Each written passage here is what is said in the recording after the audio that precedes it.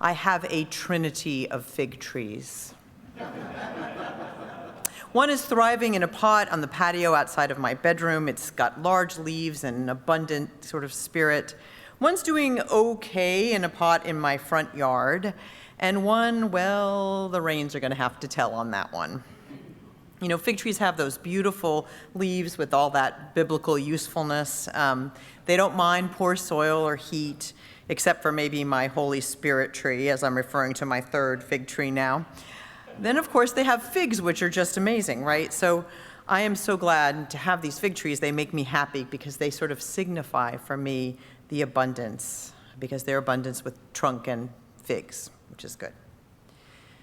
Abundance is something that we can easily overlook, and it's something we need to celebrate and to be grateful for.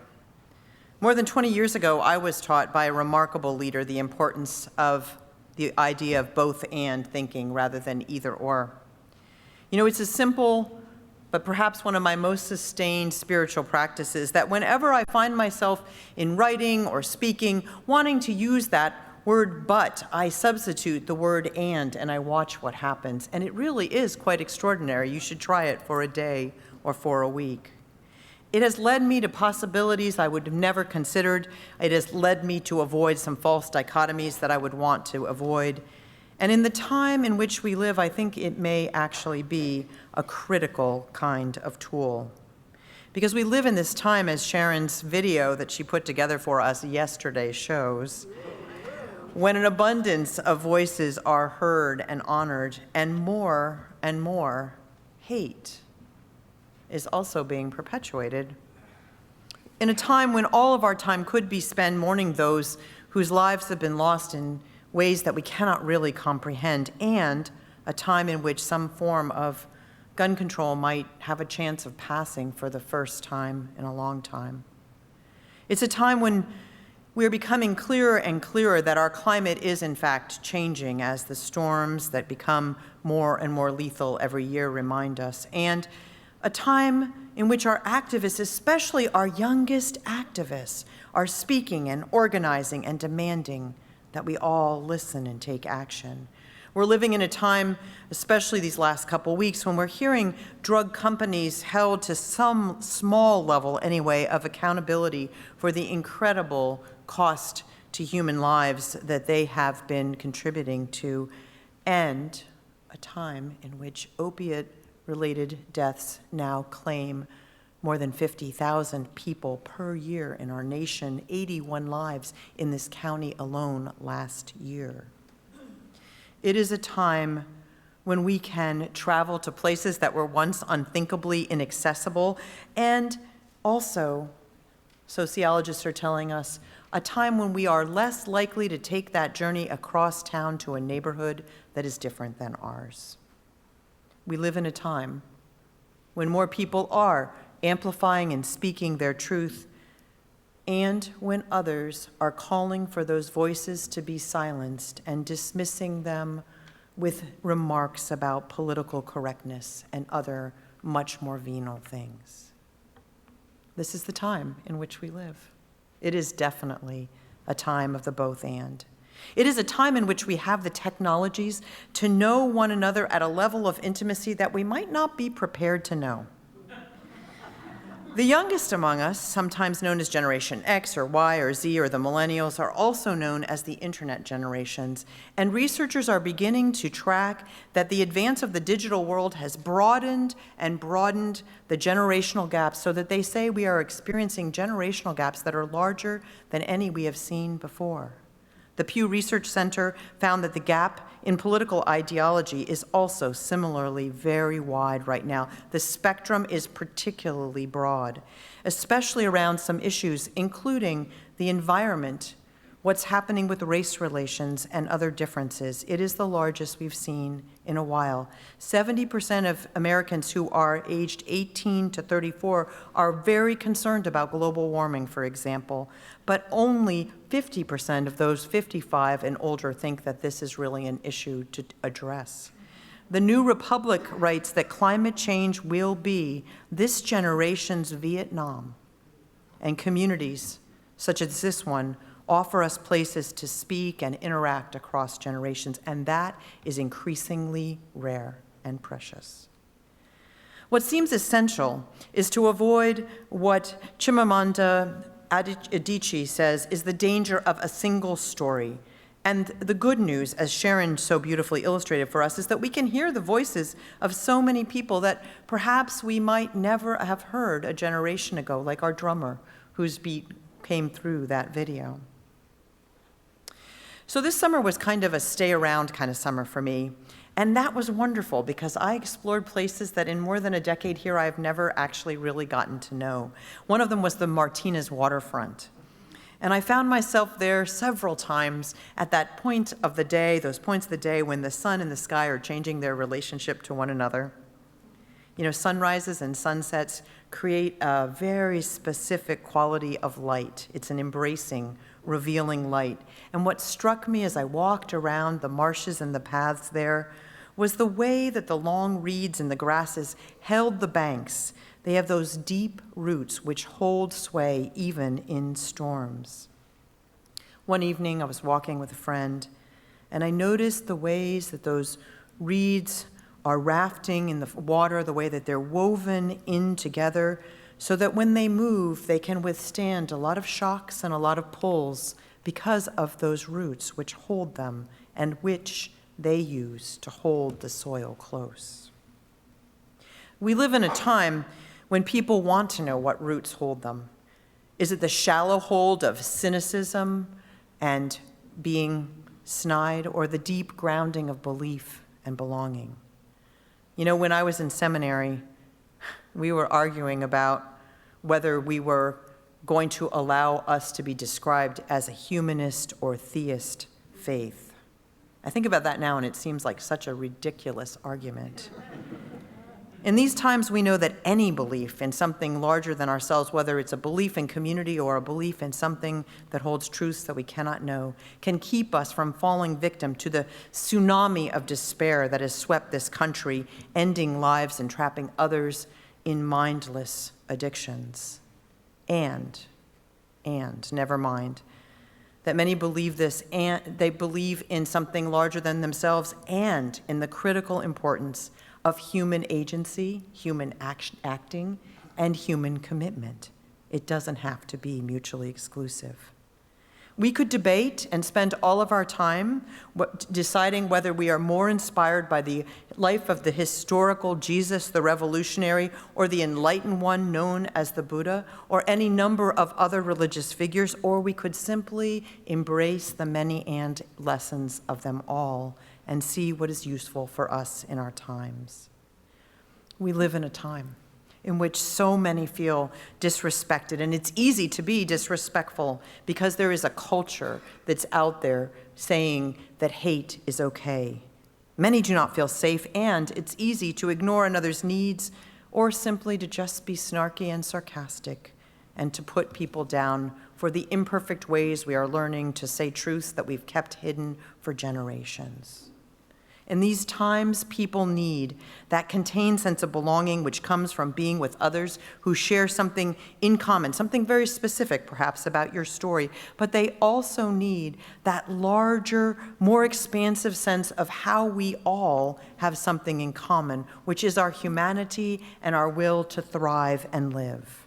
We need both. We need this, or we are going to become siloed in belief systems that are like prisons that reach out only to people who believe as we do. We live in a time when we could embrace the learnings of those who look at things anew and in different ways and with different technologies, and recognize the amazing gifts and hear the questions posed by those who have the perspective of time to reflect.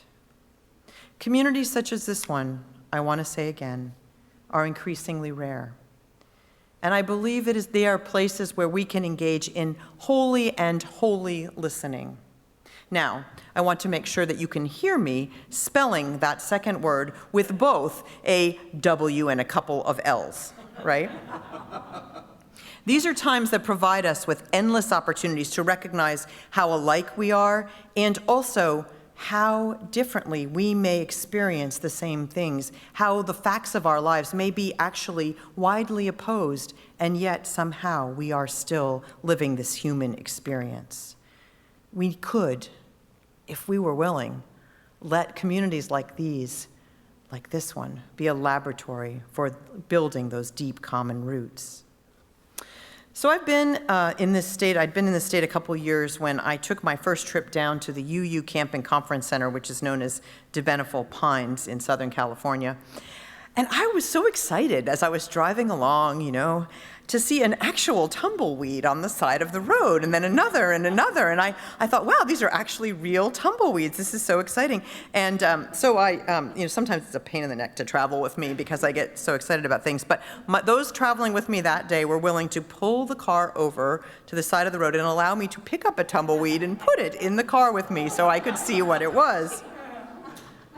Truthfully, it is a prickly, air-filled ball that is really hollow and just a bunch of, and no longer really very alive things traveling together.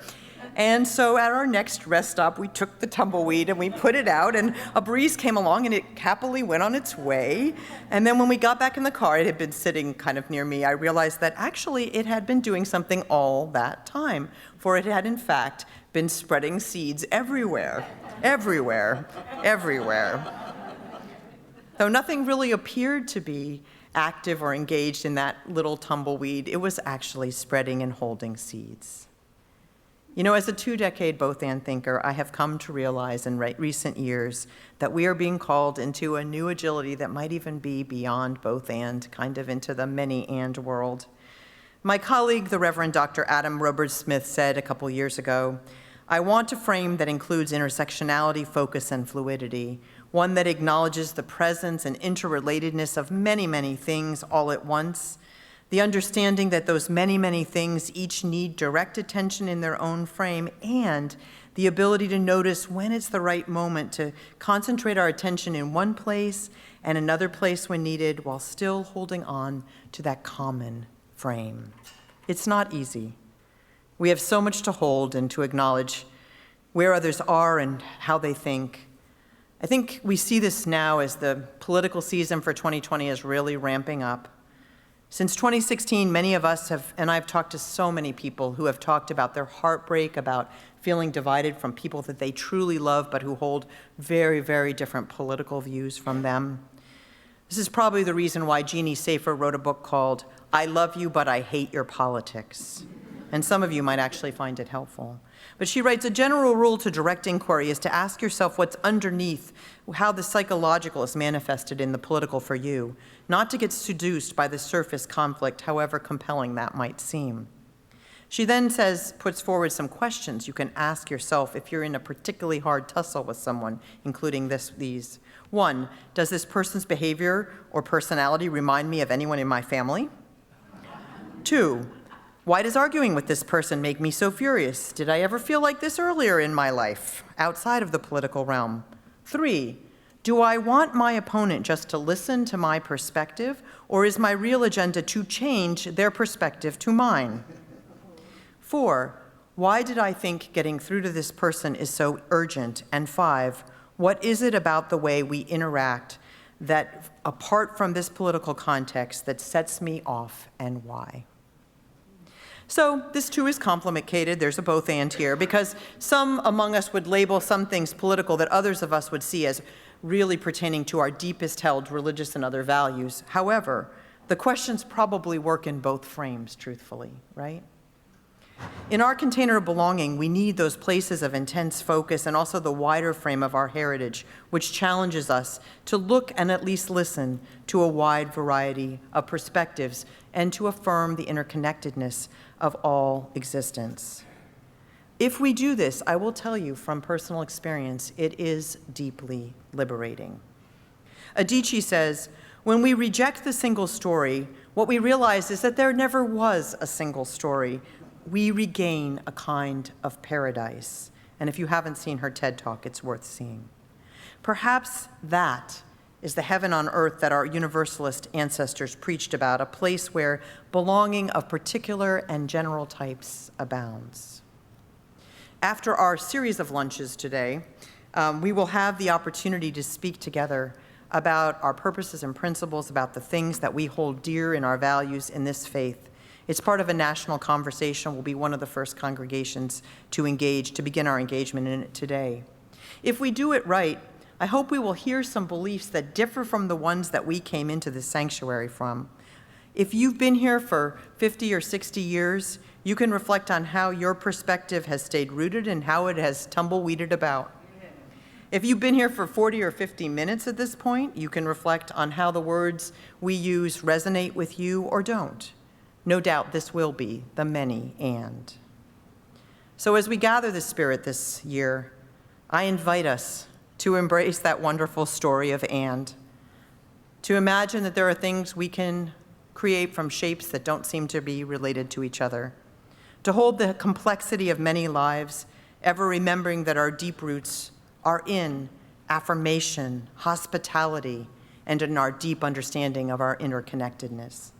In our hearts, dans son corazón, we can create peace. We live in this time, my friends, in the only world that we are collectively sure we will have, on the only planet that we are likely to know well or be sustained by. And we can help to create the conditions that will perhaps ensure its sustenance. Whatever we do, may we create here a place where we can belong, a place with the abundance of figs, the precious heritage seeds of the tumbleweed, and the roots of the reed. We are here together, and that is an abundance to witness that states that we can create a place where what we are about to sing together will be true. Where you go, I will go, beloved. Where you go, I will go.